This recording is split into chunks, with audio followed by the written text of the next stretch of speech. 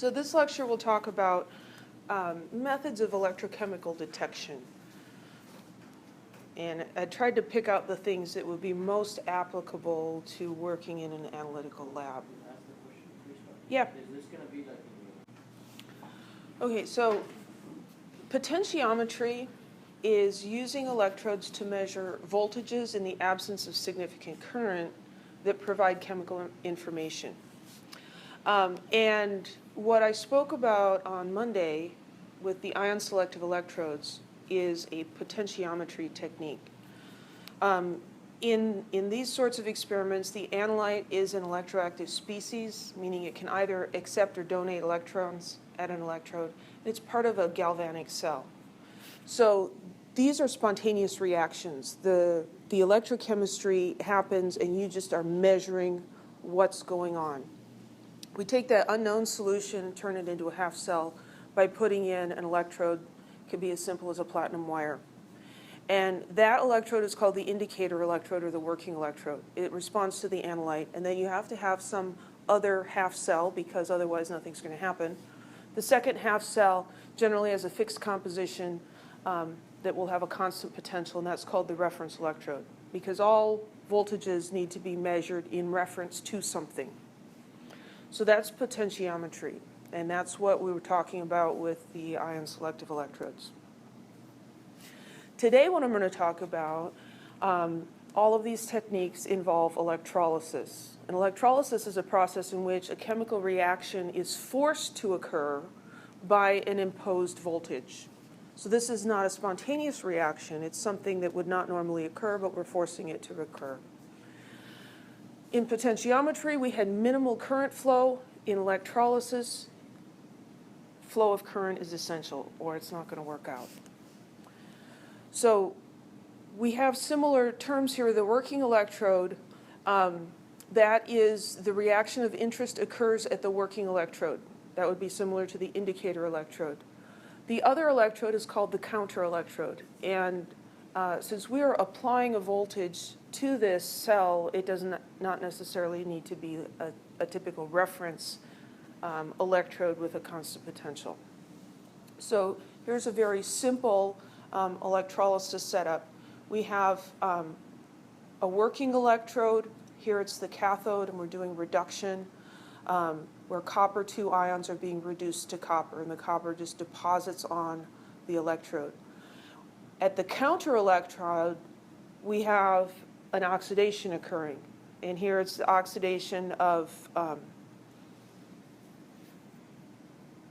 what is that? It's the oxidation of water. So the water is being oxidized into oxygen and hydrogen ions.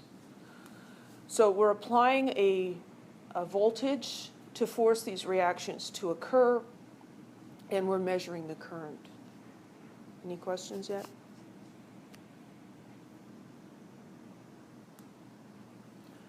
So in controlled potential electrolysis, we're going to regulate the potential of the electrode to control which species react. And this is actually going to require 3 electrodes because with the 2 electrode system, you can't have really control over that potential. So the third electrode is a reference electrode. So we've got our anode and our cathode, a working electrode and an auxiliary or counter electrode, and then we have a reference electrode.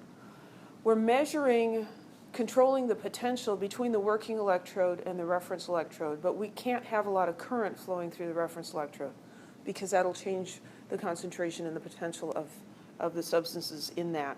And so we can't have a lot of current flowing here, but we do have a lot of current flowing from the working electrode to the auxiliary electrode. Any questions?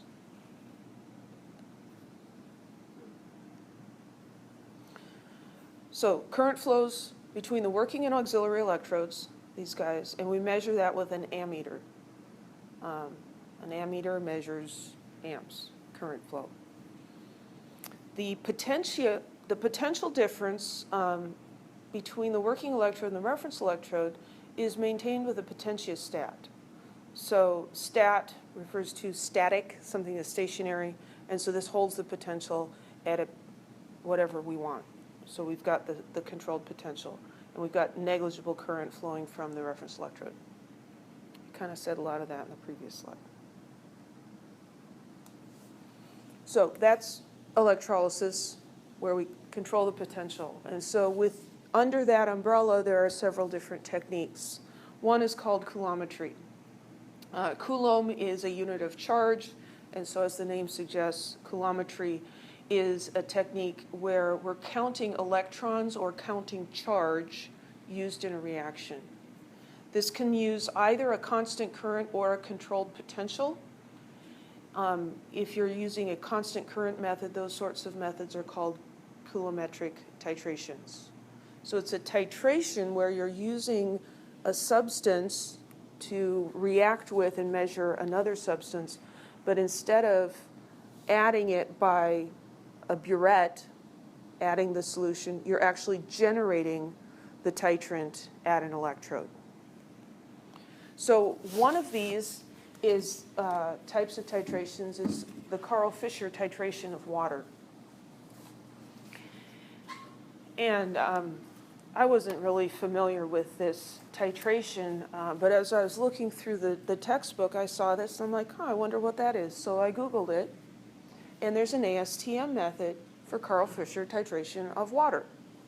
I'm like, oh, hey, well, I'm definitely going to talk about this then.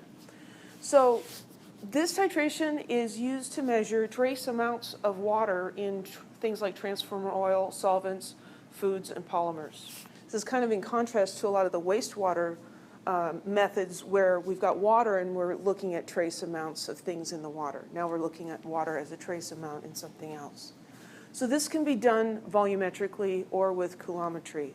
The volumetric method delivers titrant from an automated burette. And this is more useful when you have a significant amount of water in whatever you're measuring. But if you're looking at very trace amounts of water, then coulometry is more appropriate. So what happens here is we generate the titrant at an electrode. So this is the general setup. So we have a cathode compartment here with a cathode solution, and then we have the anode solution in here, and the anode is down here. So the anode is where iodine is generated. So this anode solution contains iodide, and it's oxidized at the anode. In the presence of water, wait a minute. Oh, yeah.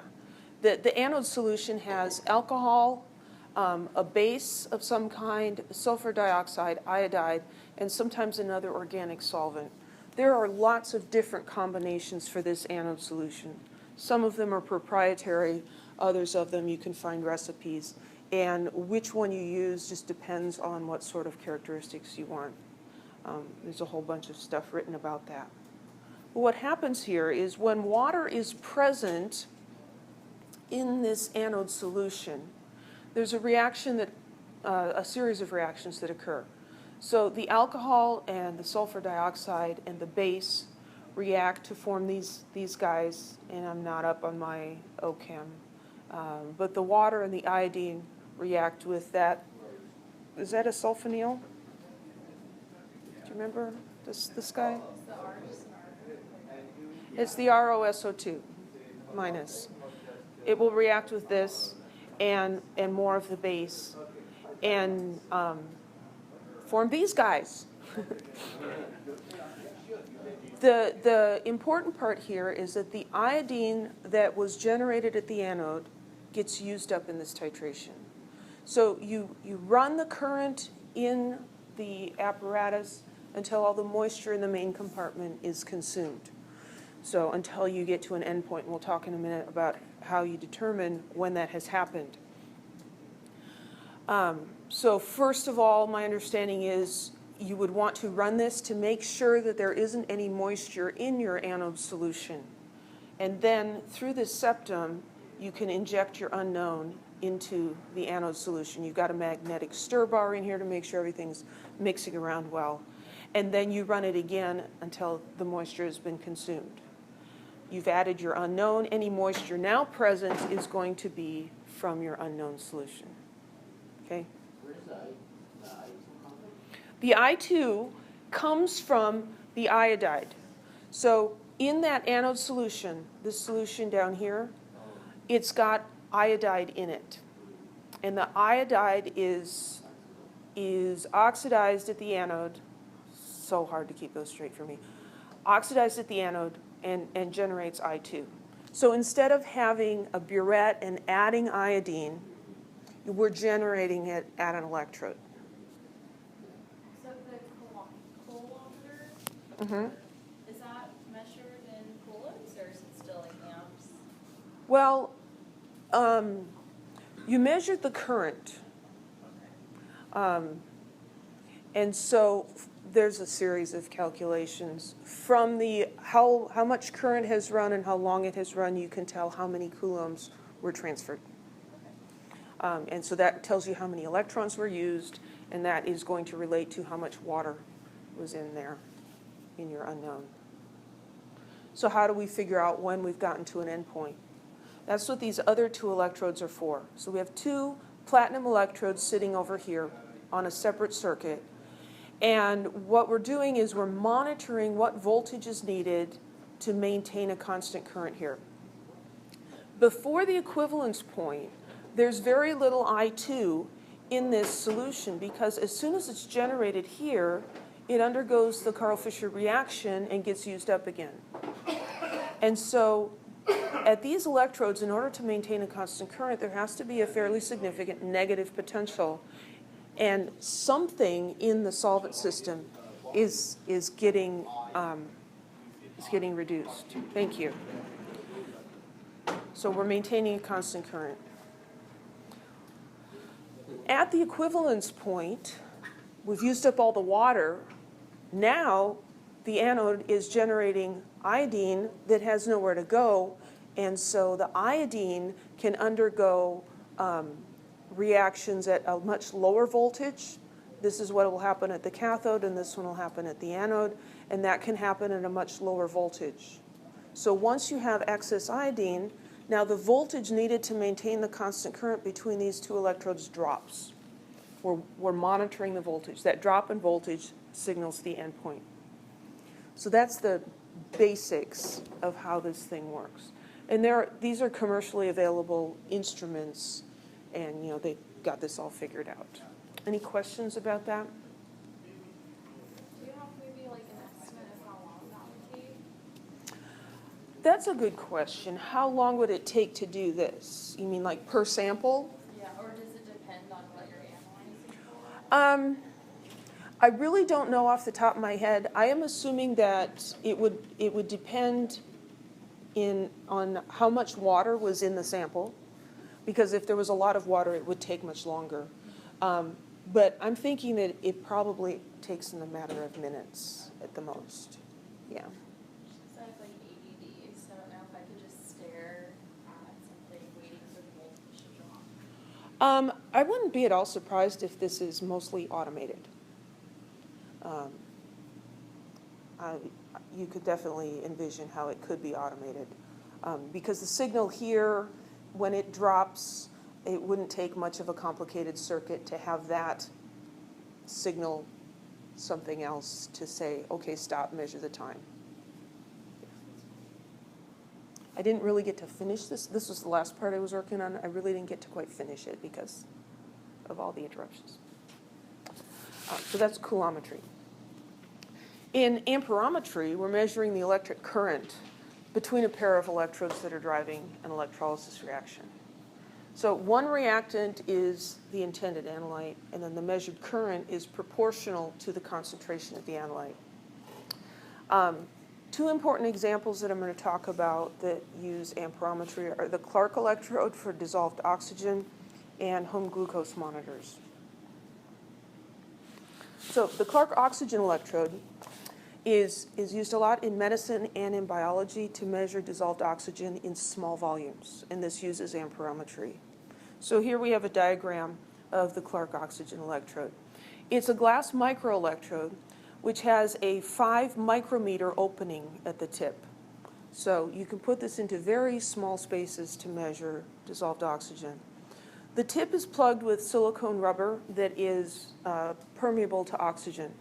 So as the oxygen diffuses into the electrode through this rubber tip, it's reduced at this gold electrode.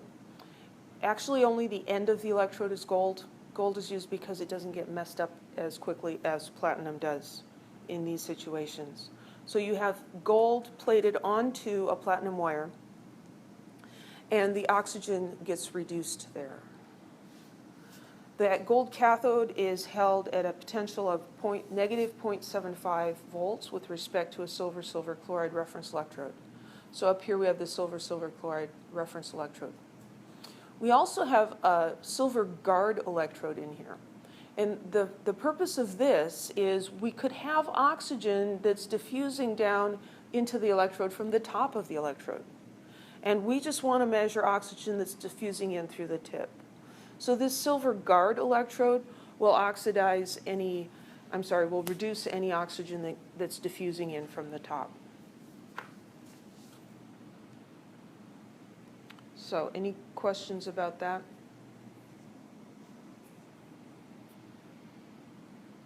No, okay. Blood glucose monitors. So here's a photograph of a blood glucose monitor, and these are sold worldwide. I think in the book it said projected sales were going to be like $14 billion back in 2014. And this is a huge, huge industry. And the way this works, practically speaking, is you've got these test strips. You prick your finger, you put a little blood into this circular opening here, and then you put the strip into the meter, and it tells you what your blood glucose is. Very, very cool. So how does this work? Well, the test strip, which is disposable, has 2 carbon working electrodes and a silver-silver chloride reference electrode. And here we have the diagram of it down here. It can use as little as 4 microliters of blood. And when that is applied here, we have a hydrophilic mesh inside of the test strip, which causes the blood to diffuse and spread out over the, all 3 electrodes. The first working electrode, we'll call working electrode 1, is coated with glucose oxidase, which is the enzyme that catalyzes the reaction of glucose with oxygen. So you have glucose reacting with oxygen. This happens at a very, very slow rate unless you have the enzyme. The glucose oxidase catalyzes this, and hydrogen peroxide is one of the products.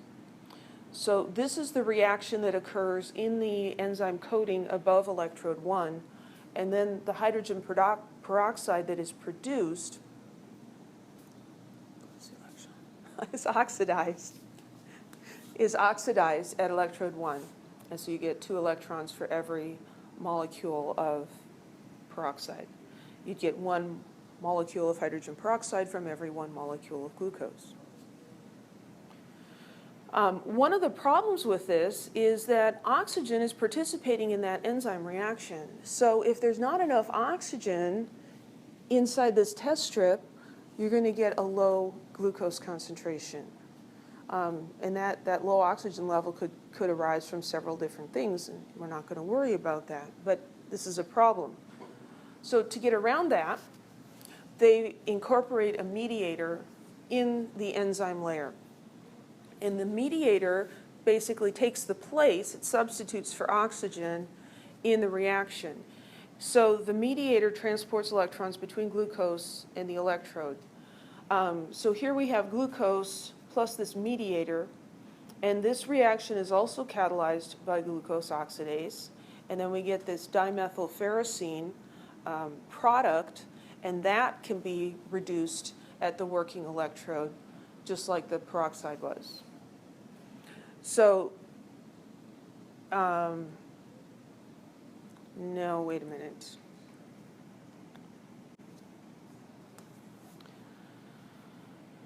So this is oxidized at the working electrode, just like the hydrogen peroxide was. And so it's giving, you've got 2 of these being formed. Each of them gives 1 electron electron. And so you've got the same stoichiometry in terms of the electrons. And the other cool thing about this is the mediator gets regenerated. So it's used in the reaction, and then it's regenerated as it gives electrons to the electrode. Any questions? You look concerned. No, I'm just. Okay. Just enjoying it. So some other problems with this, there are other things that are found in your blood, like ascorbic acid, which is vitamin C, uric acid, acetaminophen, other things. They can also be oxidized at electrode 1. And so then that's going to give you a falsely high reading for your glucose level. So this is what electrode 2 is for. Electrode 2 is coated with the mediator, but not the glucose oxidase. So those interfering species get reduced that would be oxidized at electrode 1 are also oxidized at electrode 2. That's a typo. So now you've got 2 electrodes. Electrode 1 has the enzyme on it, and so that's giving you current from the glucose and also from any interfering species that you have. The second electrode is only giving you current from the interfering species. So by subtracting the current from electrode 2 from the current from electrode 1, you can get the current that's due to glucose, and you can take care of those interfering species. This is a product for use by individuals in their homes, and so we can't have them making standard curves and having to calibrate things. So the test strips are manufactured to very tight specifications. They're calibrated at the factory, and so no calibration of this is needed. Any questions? How long does it take to get your results? I don't know for sure, but I'm guessing probably a minute or less. I think it's pretty quick. Yeah. So that's why they say don't eat before you take your blood. Well, if you're monitoring your blood, the content of glucose in your blood will depend on how recently you've eaten and what sort of a meal you've had. Yeah. Oh, because it'll be higher. Right. If you ate, something sugary, I don't know, 10, 15 minutes ago, then your blood sugar is going to be higher. If you've been fasting for 12 hours, it's going to be lower.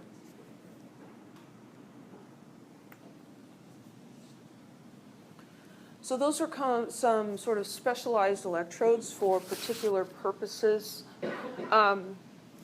Much of the application of electrochemistry is in research. And I'm just going to tell you about some of these things in a very general way because I think it's really cool. Okay, so one type of electrode that's used is a rotating disc electrode. There's a lot of factors to think about when doing electrochemistry for real, right? Not just writing half reactions and finding potentials and things. The analyte that's going to go on, that will undergo oxidation or reduction has 3 ways to get to the electrode surface. It can diffuse through a concentration gradient, and the rate of diffusion will depend on the difference in concentration. It can get there by convection, movement of bulk fluid by physical means, such as stirring, or it could be boiling, anything that's going to agitate the liquid. Or it can move by migration, which is the attraction or repulsion of an ion by a charged surface. The reason the rotating disc electrode is so popular in amperometry is because the movement of the analyte to that electrode is controlled just by diffusion and convection, and so you don't have to worry about migration. So here's an illustration, a diagram of a rotating disc electrode. So this is looking at the bottom of the electrode, and there's a polished disc here. Those are made out of different metals, but platinum and gold are common materials. Then there's a Teflon jacket around it, and that is attached to a motor that can make it spin. And so the electrode will rotate at speeds of like 1,000 RPM. They can go higher than that as well. But so you've got this rotating disc, and that's going to cause a vortex. The vortex will bring the analyte to the electrode by convection. So you're not having to rely on diffusion over large spaces. Because the thing is, with this significant current, it's going to use up the analyte at the surface. And we're interested in what is the concentration of this analyte in the whole thing. And it's difficult to measure something that is changing. The current would be falling off, and then you don't know, is it due to what? There's all these different factors. So by rotating the disc, the electrode at a high rate, we can get very good stirring. So you've got a lot of analyte coming to the electrode surface, and if you have it set up right so that your potential is large enough, as the analyte reaches the electrode, it will react immediately, and the concentration of analyte at the surface of the electrode will essentially be zero, be very close to zero. This sets up what's called a diffusion layer, and I'll spare you the details of that. But out here in the convection region, the concentration of analyte will be the same as in the bulk of the solution. At the electrode, it will be almost zero. And so you have this small distance, 10 to 100 micrometers, where the analyte is traveling by diffusion alone. So it's a relatively linear concentration increase from the bulk concentration to almost zero at the electrode. The rate of diffusion is proportional to the concentration difference. And since the concentration at the electrode is essentially zero, that means that the current is proportional to the concentration of analyte in the bulk solution. So if you have more analyte here, the current will be larger. If you have less, it will be smaller. And so your current is proportional to the concentration. Any questions? There's also some really cool things that you can do. I was talking to Kirk this afternoon. I'd forgotten about this. You can also have two electrodes here, one ring around the outside and then the center electrode. And you can generate a species at the outer electrode and analyze it at the inner electrode. And so you can do a lot of really cool stuff in research looking at kinetics and mechanisms of different reactions. Pretty cool stuff. Voltammetry is a collection of techniques in which we're looking at the relationship between current and voltage during an electrochemical process. So we vary the voltage and look at the current. So here is a voltammogram. Measuring current density here, it's in amps per square meter as we increase or change the voltage. And this is, here the voltage is in reference to a standard calomel electrode, which I haven't talked to you about. But it's a reference electrode with a constant potential. So this is iron 2 solutions at different concentrations. And at negative potentials, we have actually a bit of negative current. And then as the potential gets above zero here, around, I don't know, 0.3, the current is rising. And it will come to a plateau at a higher potential. And the current here is going to be proportional to the concentration of the analyte. And here's the sort of a calibration curve you might see for that, where the current density has a very nice linear relationship to the concentration.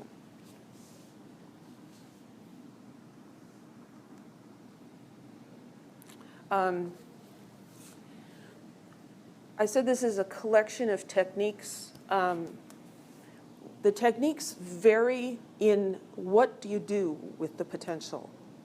You can scan the potential at a slow rate. You can scan it more quickly. You can pulse it. You can go up and down in a square pattern, and that can just be over and over again. You can have a sine wave. There's all sorts of ways to change the voltage and look at the current. And which method you choose depends on what you're interested in studying. So I talked about a rotating disc electrode. Another type of electrode that's really useful are microelectrodes. And microelectrodes have working dimensions ranging from tens of microns down to nanometers. And these things are really, really small. Just for reference, the diameter of a human hair is about, I think, about 20 nanometers. So these things, you can see like this electrode here, you can see the tip of the electrode, but it's really tiny. These have some applications. We can do stuff with microelectrodes that we can't do with regular electrodes. Microelectrodes can be used in poorly conducting non-aqueous media. That's because they have a small ohmic drop. I spared you the details of the problems of ohmic drop. The detection limits on microelectrodes are lower than conventional electrodes, often by as much as 3 orders of magnitude. And that's due to their low charging current. There's a Faradaic current, which is the current you're interested in. There's also a charging current, and that essentially is like a background noise on your signal. Because these electrodes are so small and the current is so tiny, the charging current is also extremely small, and so you actually get a better detection limit even though the electrode is so much smaller. This is an electron micrograph of the tip of an Nafion-coated carbon fiber electrode. And I saw this yesterday and I got really excited because R. Mark Whiteman was my graduate school advisor. And this paper was published, maybe shouldn't say this, but that paper was published during my first year of graduate school. And I know those people, at least Adrian Michael. I don't remember who that was, but it was a long time ago. Anyway, I have made these electrodes.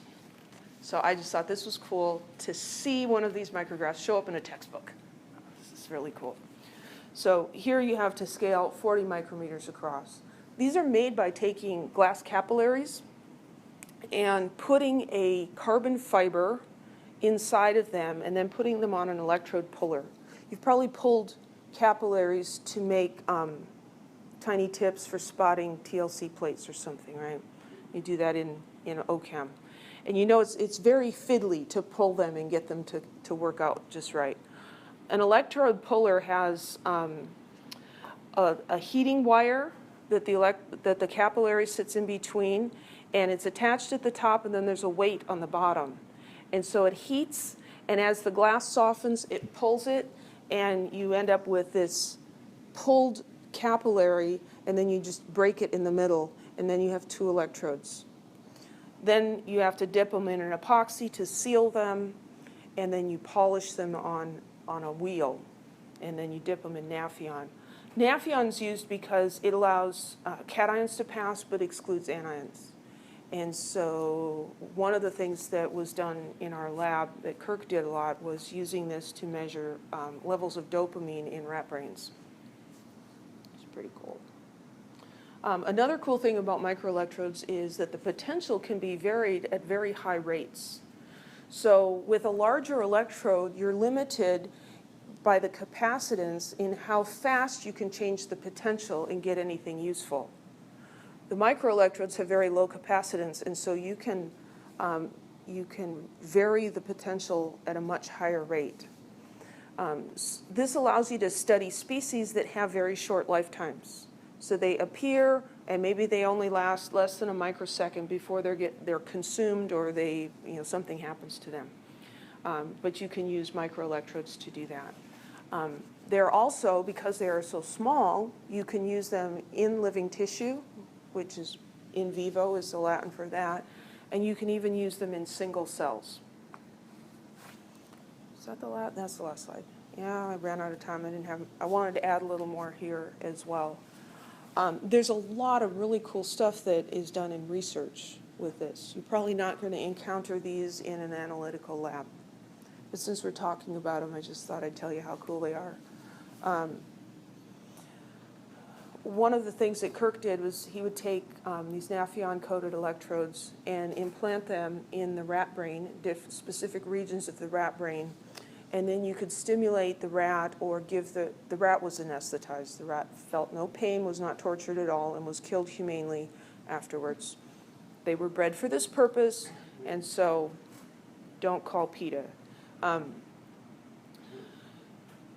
you can stimulate the rat brain in various ways. You can give them different drugs, and you can measure how that affects the release of dopamine. Dopamine is a very important neurotransmitter. It has significance for all sorts of different diseases, depression and Parkinson's and all sorts of things. The other thing you can do with these microelectrodes is you can put them right up next to a cell. And there's a picture in this book, which I wanted to get into this slide, where they actually took 6 microelectrodes together and put it right up next to a cell, and then took another micropipette, and they would shoot KCl at this cell, and that would cause the cell to release, I think it was dopamine, I don't remember. And then at each of those 6 electrodes, they were monitored separately, and you could see how the cell was reacting to those bursts of KCl. And so you can study a lot of things about biology using electrochemistry. That's about all I have. Do you have any questions? Did the rat die after that? The rat would die after that, yes. Humanely. So have the brain exposed and put the capillary? Yeah, so they would remove a section of the skull and insert the electrode right into the brain. I was too squeamish to do that sort of research. I was not interested. I probably would have had a better experience in grad school if I had, because that research was really cool. But